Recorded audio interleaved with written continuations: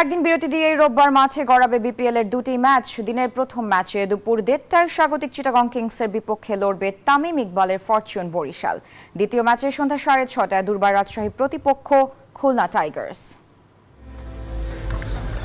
নানা সমালোচনা, নানা কথার লড়াই পেরিয়ে বিপিএল এর আসর এখন মাঝপথে। দলগুলো জয় আর পরাজয়ের মাঝেও সঠিক কম্বিনেশন খুঁজে নেওয়ার চেষ্টায়। সাগরিকায় স্বাগতিক চিটাগাং এদিন অনুশীলন করেনি, হোটেলবন্দি আর জিমেই কেটেছে তাদের সময়। এরই মধ্যে চট্টলার দলটি খেলেছে ৬ ম্যাচ, যেখানে ৪ জয়ে টেবিলে তৃতীয় স্থানে অবস্থান তাদের। নিজেদের শেষ ম্যাচে রংপুরের বিপক্ষে হারলেও এবার জয়ে ফেরার লড়াই।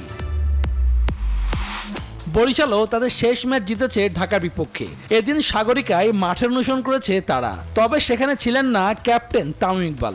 রান নেটে এগিয়ে থাকায় পয়েন্ট টেবিলে চিটাগাংয়ের ওপরে অবস্থান দক্ষিণের দলটির।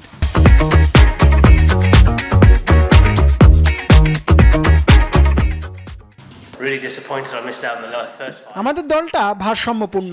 সাগরিকার উইকেটও ব্যাটারদের জন্য উপযোগী। আমি বেশ কয়েক ম্যাচে স্কোয়াডে সুযোগ পাইনি, কম্বিনেশনের কারণেই বাদ পড়েছি।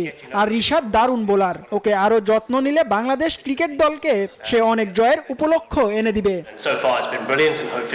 দিনের দ্বিতীয় ম্যাচে জয়ের খোঁজে থাকা দুর্বার রাজশাহীর প্রতিপক্ষ খুলনা টাইগার্স। পেমেন্ট ইস্যু নিয়ে জটিলতা থাকলেও রাজশাহী যেন মাঠে তার কোনো প্রভাবই পড়তে দিচ্ছে না। আর টানা ৪ হারে বিপর্যস্ত খুলনা, এবার তাদের চাওয়া একটি জয়। টি-20 ক্রিকেটে আসলে বলাটা কঠিন, যে টাফ হয়ে গেছে। আমাদের হাতে এখন অপরচুনিটি আছে, আমরা যদি সবগুলো ম্যাচ ভালোভাবে জিততে পারি ডেফিনেটলি আমরা কোয়ালিফাই করব। এর আগেও আপনি দেখেছেন যে আমরা যখন অন্য টিমে আমি যখন ছিলাম গতবার, আমি কুমিল্লায় যখন খেলেছিলাম, আমাদের এমনও হয়েছে যে আমরা অনেকগুলো ম্যাচ হারার পরে কামব্যাক করে আবার মানে নন স্টপ চ্যাম্পিয়ন হয়ে গেছে আর কি। তো এখানে একটা জাস্ট মোমেন্টাম লাগে, যেটা আমাদের এই মুহূর্তে হয় নাই লাস্ট 4টা ম্যাচে, এবং আমরা চেঞ্জ করতে গিয়ে আমরা লুজ করেছি। তাও মনে হয় যে যদি আমাদের স্ট্র্যাটেজিটা চেঞ্জ করি, আমরা হয়তো বা ডিফারেন্ট কোনো রেজাল্ট আসবে ইনশাআল্লাহ। সিলেটের মতো চট্টগ্রামও গ্যালারি ভর্তি দর্শক বিপিএল এর মাঠের লড়াইয়ে প্রাণ সঞ্চার করছে। শুভদেবনাথ, নিউজ 24।